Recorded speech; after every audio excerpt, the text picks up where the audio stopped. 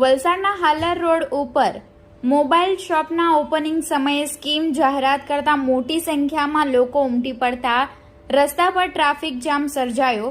Police ઘટના સ્થળે પહોંચી સંચાલકને દુકાન બંધ કરવા સૂચના આપી।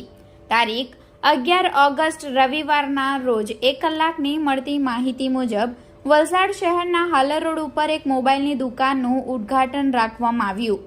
દુકાન સંચાલકે દુકાનની ધમાકેદાર જાહેરાત કરવા માટે સોશિયલ મીડિયામાં સ્કીમની જાહેરાત કરી હતી। દુકાનના ઉદ્ઘાટનના દિવસે મોટી સંખ્યામાં વલસાડ શહેરના લોકો સ્કીમનો લાભ લેવા આવી પહોંચ્યા હતા।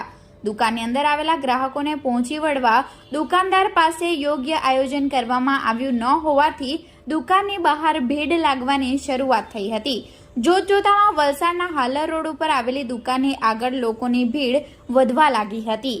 સ્કીમનો લાભ લેવા આવેલા લોકોની ભીડ વધતા ટ્રાફિક જામ સર્જાયો હતો।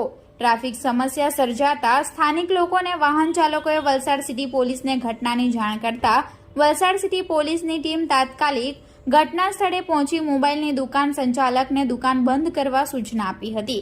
વલસાડ સિટી પોલીસે દુકાનની બહાર ઉભેલા લોકોને તેમના ઘરે જવા સૂચના આપી દુકાન બંધ કરાવી હાલર રોડ ઉપર ટ્રાફિક સમસ્યા નિવારવાનો પ્રયાસ હાથ ધર્યો હતો।